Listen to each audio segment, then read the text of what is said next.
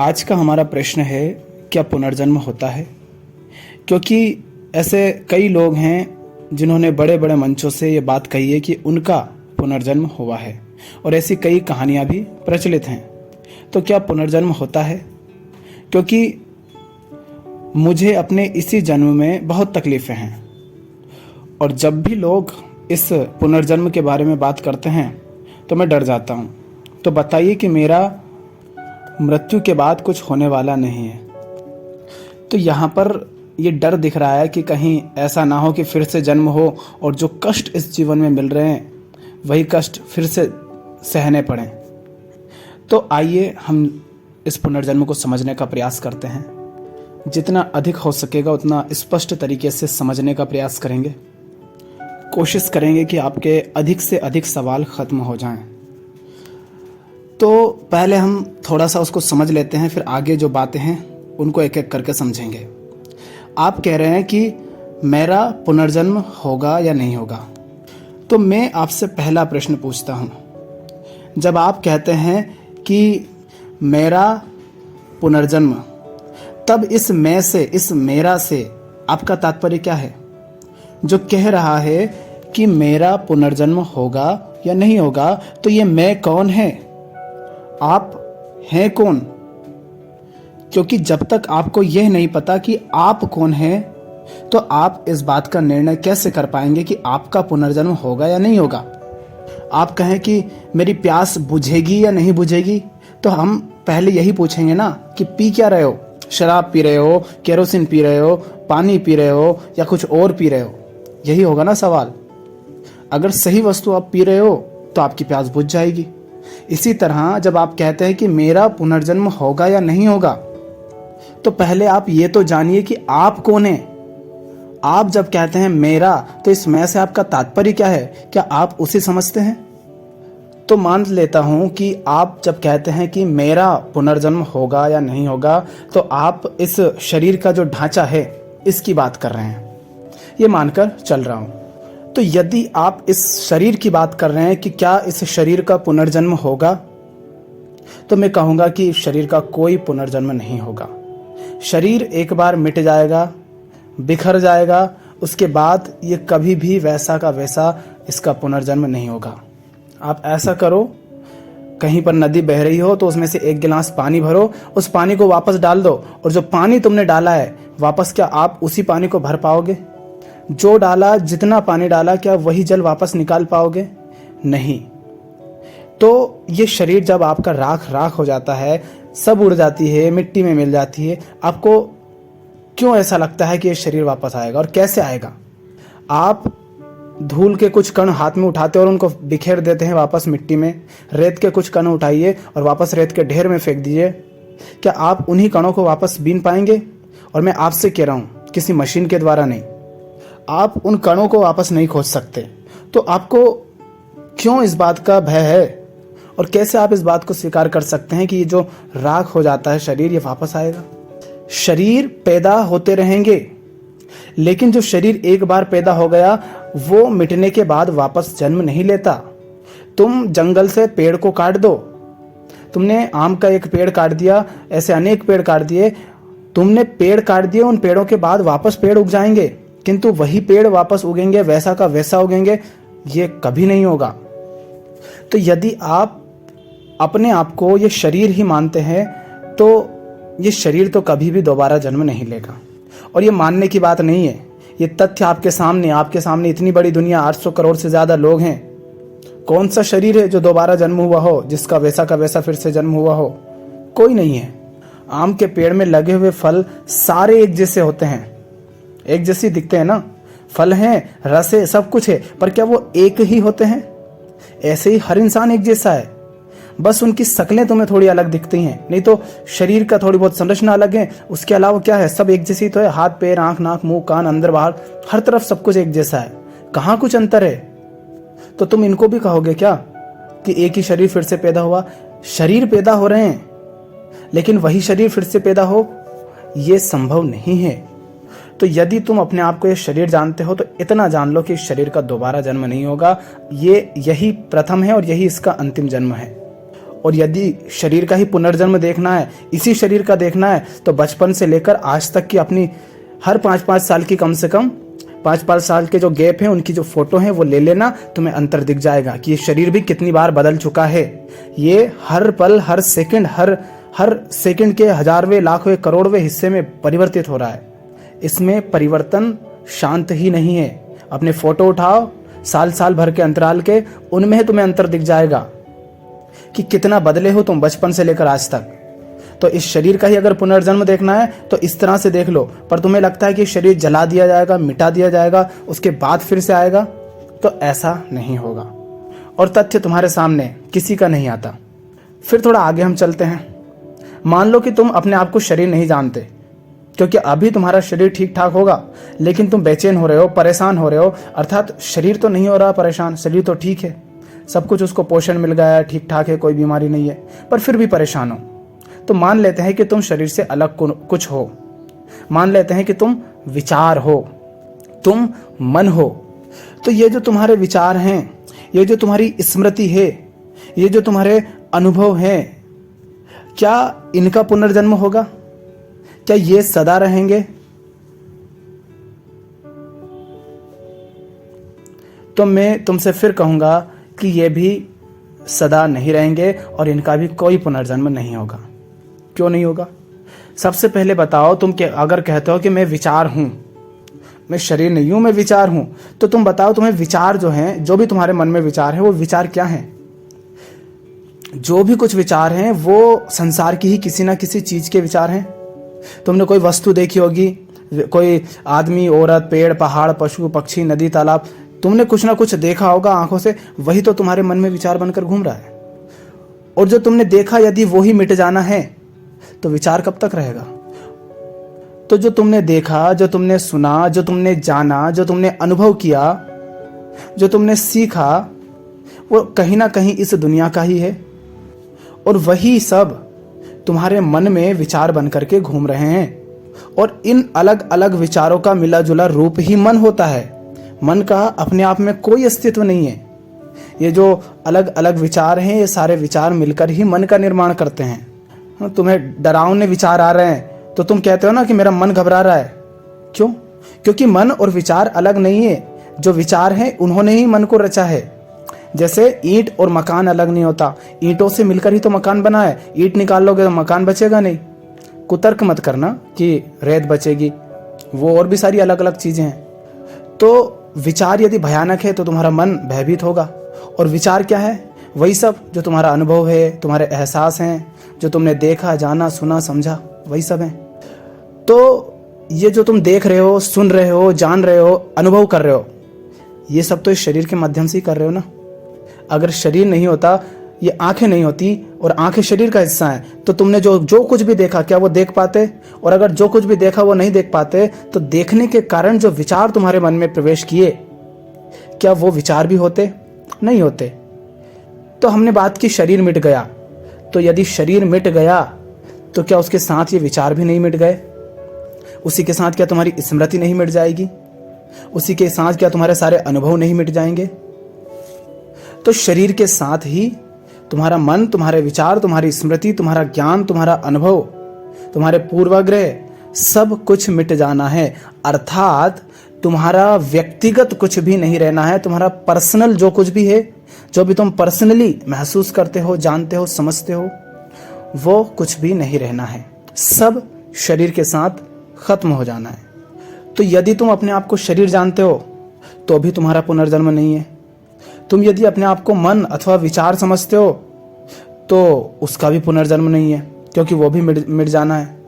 तुम बताओ, ये जो तुम्हारे मन में विचार है जिसके कारण तुम डर जाते हो कि लोग पुनर्जन्म की बात करते हैं तो मैं डर जाता हूं, ये विचार भी क्या तुमने अपने आप से जाना?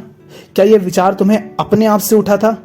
नहीं ना, लोगों से ही सुना है ना तुमने पुनर्जन्म जैसी बातें, पुनर्जन्म की कहानियां, पुनर्जन्म के किस्से। हो सकता है कि तुम्हें लगे कि नहीं तुमने ही जाना, क्योंकि तुमने बहुत पहले सुनी हो ये बातें, पर अपने आप तो तुमने ये भी नहीं जाना। ये भी तो तुम्हें दूसरों से ही मिला है ना। अगर ये शब्द ना सुना होता तुमने, ये बातें ना सुनी होती तुमने, तो क्या तब तुम इतने भयभीत होते? नहीं होते, क्योंकि तुम्हें पता ही नहीं कि पुनर्जन्म जैसी कुछ चीज होती है। तो ये भी तो बाहर से ही प्रवेश किया है ना, और ये भी इस शरीर के साथ ही मिट जाएगा। लेकिन कुछ चीजें होती हैं जो यूनिवर्सल भी होती हैं और व्यक्तिगत भी होती है, पर्सनल भी होती हैं, जो कि तुम मरो या ना मरो तब भी रहेंगी, जिंदा हो तब भी हैं, मर जाने के बाद भी रहेंगी। वो क्या है उसको थोड़ा सा समझो। अगर थोड़ा सूक्ष्मता से तुमने देखा हो तो उनको हम कहते हैं वृत्तियां। जैसे काम, क्रोध, लोभ, मोह, ईर्ष्या, भय, हिंसा, ये वृत्तियां हैं। ये जो वृत्तियां हैं ये शरीर के साथ जन्म होती हैं, शरीर के साथ साथ ही आती हैं, और तुम अगर चले जाते हो, मृत्यु हो जाती है तो उसके बाद भी रहती हैं। पर तुम्हारी अपनी जो व्यक्तिगत वृत्तियां हैं वो नहीं रहती। जैसे तुम्हें क्रोध आता है, लेकिन दुनिया के हजारों, लाखों, करोड़ों लोगों को भी क्रोध आता है, पर क्या सबको एक ही बात पर क्रोध आता है? नहीं आता ना। क्रोध सबको आता है, यूनिवर्सल है, लेकिन क्या एक ही बात के लिए सबको क्रोध आता है? तुम्हारे 2 रुपए, मान लो तुम्हारे 1000 रुपए गिर जाए, तो तुम अभी जिस स्थिति में हो वहां पर तुम 1000 रुपए खोने पर परेशान हो जाओगे, दुखी हो जाओगे, हताश हो जाओगे, बहुत सारी समस्याएं हो जाएंगी। लेकिन जिस व्यक्ति के पास अरबों खरबों हैं, उसके यदि 1000 रुपए कहीं पर गिर गए, उसे क्या फर्क पड़ेगा? लेकिन उसके यदि 1000 करोड़ डूब जाएं, तो क्या तब उसे फर्क नहीं पड़ेगा? तब उसे फर्क पड़ेगा। तो अर्थ क्या है इसका? कि हर मनुष्य में, जीवों में वृत्तियां पाई जाती हैं अपनी शारीरिक संरचना के अनुसार। वे वृत्तियां सदा रहती हैं। तो तुम्हारे अंदर कुछ बातें हैं, जैसे तुम्हारे अंदर काम वासना है, तो काम वासना हर व्यक्ति में है, लेकिन हर व्यक्ति का विषय अलग अलग है। तुम्हें क्रोध आता है, लेकिन तुम्हें क्रोध जिस विषय पर आता है वो विषय अलग है। तो ऐसा कभी नहीं होगा कि तुम्हें इस जन्म में जिन चीजों पर क्रोध आ रहा है, जिस चीज का तुम्हें लालच है, जिस स्त्री के प्रति तुम्हें काम वासना है, जिस चीज से तुम भयभीत रहते हो, तुम्हारी मृत्यु हो जाएगी और मृत्यु के बाद तुम फिर से जन्म लेकर आओगे और वापस ये सारी बातें तुम्हें याद रहेंगी। ऐसा नहीं है, क्योंकि तुम्हारे साथ ये जो तुम्हारे व्यक्तिगत है ना, कि तुम फलानी लड़की से प्रेम करते हो, तो वो तुम्हारे मरने के साथ ही मिट जाना है, कुछ नहीं बचेगा। लेकिन क्या वह जो वासना की वृत्ति है वह हर व्यक्ति के अंदर से खत्म हो गई? नहीं होगी। तो क्रोध हर व्यक्ति के अंदर है, लेकिन हर व्यक्ति के क्रोध का विषय अलग है। ईर्ष्या हर व्यक्ति करता है, लेकिन हर व्यक्ति किससे ईर्ष्या करता है वो अलग अलग चीजें हैं, अलग अलग व्यक्ति हैं। तो ये वृत्ति है जो हर जन्म के साथ सदा बनी रहती है। लेकिन ये जो तुम्हारा व्यक्तिगत मामला है वो कुछ नहीं बचता। जैसे हमने इसको एक उदाहरण से पहले भी समझा था कि एक आम का पेड़ है, उस आम के पेड़ को मान लो एक बीज को आपने लगाया, वो पेड़ बना, पेड़ में फल आए बहुत सारे। तो जो बीज तुमने लगाया था वो भी एक समय पर फल था। उस बीज को लगाने पर जो पेड़ बना उसमें जो फल आए वो भी उसके ही जैसे फल होंगे। सारे फल होंगे, सब में रस होगा, सब में छिलका होगा, है ना? क्या उनमें कुछ भी अंतर है? नहीं है। अब यही सारे फल, इनके बीज बिखर जाएंगे और वो भी एक नए पेड़ को जन्म दे देंगे। अब इतने सारे बीज बिखरे, इतने सारे पौधे हो गए, उनमें फल लगे और फिर हजारों फल लगे। क्या उन फलों में कोई अंतर है? नहीं। पिछले वाले में भी रस था, उससे पहले वाले में भी रस था, वो भी पीले होते थे, ये भी पीले होते हैं, सब कुछ वैसा ही है। लेकिन इन सबके जो व्यक्तिगत अनुभव थे वो नहीं है। जैसे तुम हो, तुम्हारे पिताजी हैं और तुम्हारे बच्चे हैं। तो तुम्हारे पिताजी में काम की वृत्ति थी, क्रोध की वृत्ति थी, ईर्ष्या थी, लोभ था, लालच था ना? और है अभी तुम में भी काम, क्रोध, लोभ, मोह, ईर्ष्या, भय, ये सब है। पर जिस चीज से तुम्हारे पिताजी डरते थे, क्या तुम भी उसी चीज से डरते हो? जो अनुभव तुम्हारे पिताजी ने किए, क्या तुमने भी वही अनुभव किए? नहीं। उनके मन के विचार अलग हैं, तुम्हारे मन के विचार अलग हैं। वो अलग तरह से संसार को देखते हैं, तुम अलग तरह से संसार को देखते हो, लेकिन देखते तुम भी हो, देखते वो भी है। तो जिस विषय से तुम डरते हो वो तुम्हारे साथ खत्म हो जाएगा। जो लालच तुम्हारा जिस विषय का है वो तुम्हारा लालच खत्म हो जाएगा, तुम्हारे साथ ही कुछ नहीं बचेगा। तो ना तो तुम शरीर हो, ना तुम विचार हो, और ना ही तुम वृत्ति हो। तो अब बताओ कि इन सब के अलावा तुम कौन हो? तुम क्या हो?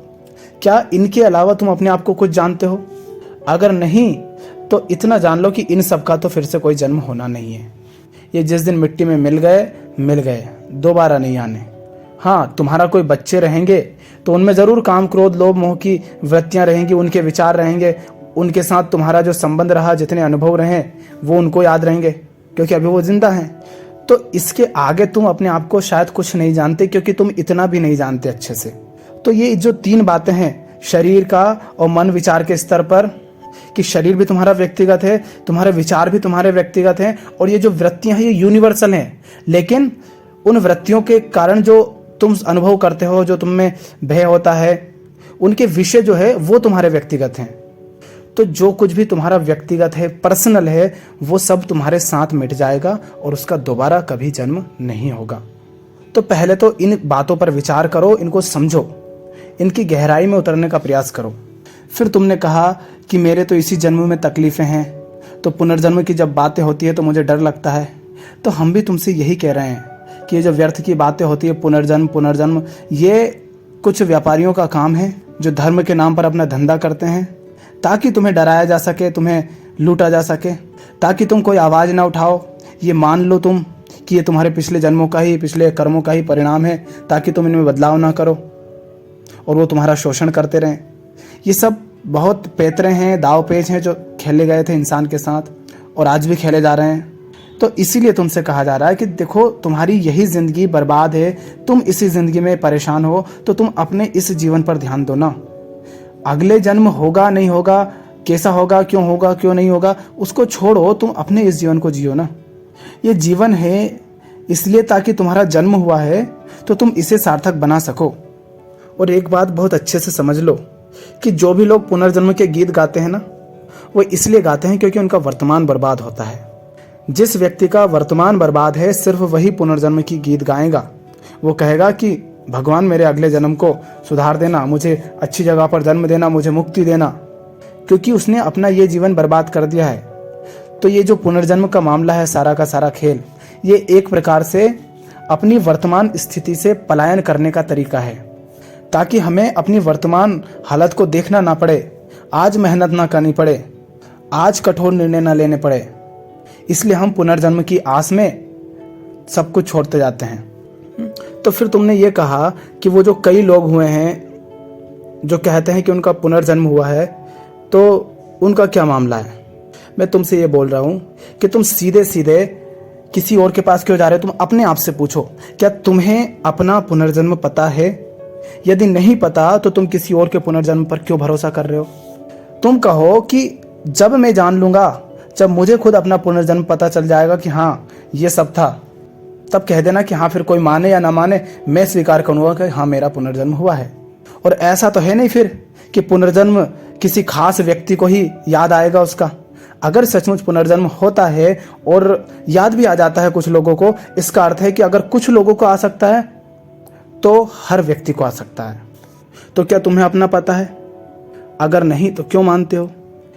आज इस दुनिया में 800 करोड़ से ज्यादा लोग हैं, उनमें से कुछ चंद लोगों ने यह कह दिया है कि उनके पुनर्जन्म हुए हैं, और उन चंद लोगों में कुछ 2-4 से बाबा लोग हैं, गुरु लोग हैं, गुरु कह दो या गंवार कह दो। कुछ लोग तो हैं जिनके 4-4, 5-5 जन्म हुए हैं और बड़े प्रसिद्ध हैं आजकल, बहुत बोलते रहते हैं कि हमारा यहाँ जन्म हुआ, वैसा हुआ। तुम ये बताओ, यदि तुम ये सोचते हो कि किसी खास व्यक्ति को ही उसका पुनर्जन्म याद आता है, और इससे तुम्हारा तात्पर्य है कि जिसे अपना पुनर्जन्म याद आ गया है वो सचमुच कोई महाज्ञानी होगा, महायोगी होगा, महाध्यानी होगा, क्योंकि आजकल जो 2-4 लोग अपने पुनर्जन्म की बातें करते हैं वो गुरु घंटाल हैं। अगर तुम ये समझते हो तो तुम ये बताओ, फिर वो जो कुछ और कहानियां प्रचलित हैं, किसी बच्चे को उसका पुनर्जन्म आ गया, किसी जवान लड़के को उसका पुनर्जन्म याद आ गया, किसी स्त्री को याद आ गया, वो क्या है? अगर पुनर्जन्म कुछ खास लोगों को ही याद आते हैं तो एक तरफ तो ये महायोगी बाबा जी हैं, ज्ञानी बिल्कुल, और एक तरफ वो अनपढ़ गंवार है। अनपढ़ गंवार हालांकि ये बाबा जी भी है, पर एक वो छोटे घराने का है और एक यहाँ पर सिंहासन पर बैठा हुआ है। तो यदि कुछ खास लोगों को ही पुनर्जन्म याद आता है तो फिर इन दोनों में इतना अंतर क्यों है? और यदि एक उस साधारण व्यक्ति को, साधारण लड़के को भी याद आ सकता है उसका पुनर्जन्म, तो फिर तुम्हें क्यों नहीं याद आता? सीधा सीधा इसका अर्थ समझो। इसका अर्थ बस इतना है कि तुम्हारी ये जो लोग हैं इनकी ज़िंदगी में कुछ है नहीं, ये अपनी कहानियाँ उड़ा देंगे, किसी तरीके से कुछ भी बात हो जाएगी। तो कुछ लोग होते बड़े शातिर, चालाक और पूरी तैयारी के साथ अपनी इस बात का वो उद्घोष करते हैं, तो उनको पहचान मिल भी जाती है, उनका धंधा चल भी जाता है। कुछ लोग होते हैं जो नहीं बना पाते अपनी पहचान। इससे संबंधित एक किस्सा भी है। मैं जब पुनर्जन्म के बारे में कुछ महीनों पहले, 6-7 महीने पहले लिख रहा था, तब की घटना है। तब एक स्त्री आई, हालांकि वो रिश्ते में कुछ लगती हैं, वो बताने लगी उनका पुनर्जन्म। अब वो घटना क्या थी वो आपको फिर कभी बात करेंगे, लेकिन सीधी सीधी बात ये थी कि उनकी ज़िंदगी बर्बाद थी, बिल्कुल दबी कुचली, दिन रात वहीं घर में रहना, कोई जान पहचान नहीं, कोई मान सम्मान नहीं। एक तरफ मैं था जो उस विषय पर लिख रहा था और उनको लगता था कि शायद ये तो वीडियो बनाते, हो सकता है अपनी बात पहुंच जाए, तो उन्होंने वो बात खोल कर रख दी और उस विषय के बारे में और किसी को कुछ पता ही नहीं। अगर सचमुच हुआ था तो बाकी लोगों को उन्होंने पहले क्यों नहीं बताया? तो ये जो पुनर्जन्म की व्यर्थ कथाएं, लोग कहानियां बिखेरते हैं, ये होती हैं सिर्फ कुछ पहचान पा लेने के लिए, पब्लिसिटी के लिए, कि हमारा नाम आ जाए, हम फेमस हो जाएं।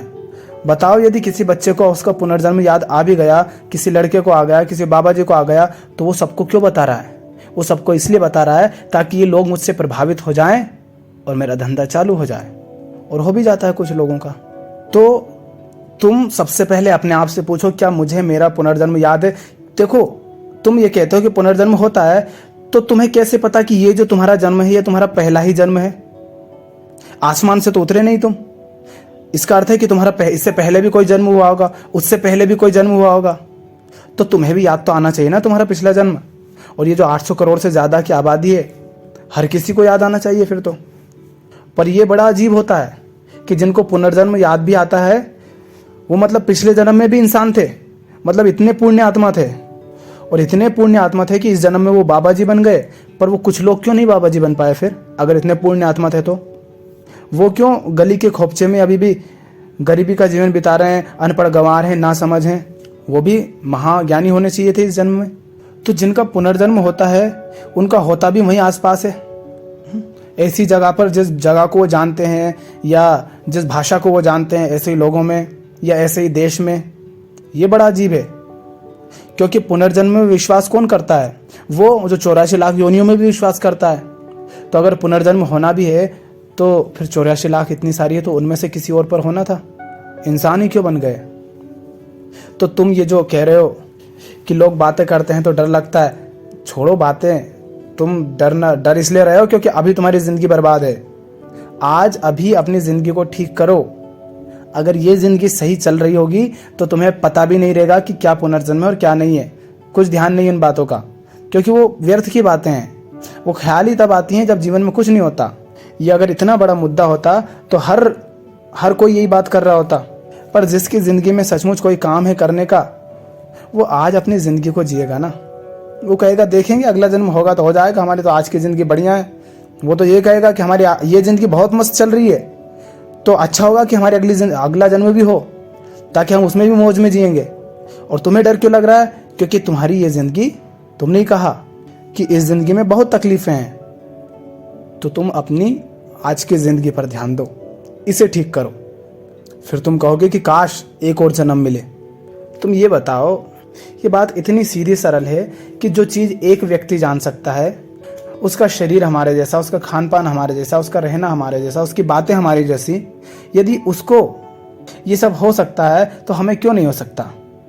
तो इस पर विश्वास करने की तो ज़रूरत ही नहीं है। जान लोगे तब विश्वास करने की क्या ज़रूरत है? जान लिया तो जान लिया, तथ्य है वो तो। पर क्या तुम्हारी ज़िंदगी इसलिए है कि तुम अपने पिछले जन्म को याद करने के लिए ये जीवन बर्बाद करो, या इसलिए है कि इस जीवन को जियो? ये बड़ी अजीब बात है कि जिन लोगों को अपना पुनर्जन्म याद आ जाता है, ऐसी बातें फैला देते हैं, उनके पास लोग जाते हैं अपना पुनर्जन्म जानने के लिए। खाओगे क्या उसे? मतलब इस जन्म को तुम बर्बाद कर रहे हो अपने पिछले जन्म को बर्बाद करने के लिए, और पिछले जन्म को जानने के लिए। और मान लो कि पिछला जन्म हुआ हो और अगला भी होगा, तो अगले जन्म में तुम जाओगे क्या करने? इस जन्म के बारे में जानने के लिए। तो तुम देखोगे कि अच्छा, इस जन्म में हम पिछले जन्म के बारे में जान रहे थे, और पिछले जन्म में उससे पहले वाले जन्म के बारे में जान रहे थे। ये क्या है? ये पागलपंती है। तो एक ही बात है जो तुम्हारे लिए महत्वपूर्ण है, वो ये कि अपने आज को ठीक करो। आज ठीक हो गया, सारी समस्याएं खत्म हो जाएंगी। और कोई पुनर्जन्म नहीं होता जिसका तुम समझते हो। जिसे तुम मैं समझते हो कि ये मैं हूं, उसका कोई पुनर्जन्म नहीं होता। और जिसे तुम जानते नहीं हो, उसका होता नहीं है। जिसको तुम कहते हो ये मैं हूं, उसका हो नहीं सकता। और जिसको तुम जानते नहीं हो, उसका होता ही नहीं। उसका ना जन्म है ना मृत्यु है। तो डरना क्या, जियो मौज में। यदि आज सुंदर है तो मौज में जियोगे, आज सुंदर नहीं है तो डर डर के जियोगे। तो आज को देखो, आज पर ध्यान दो।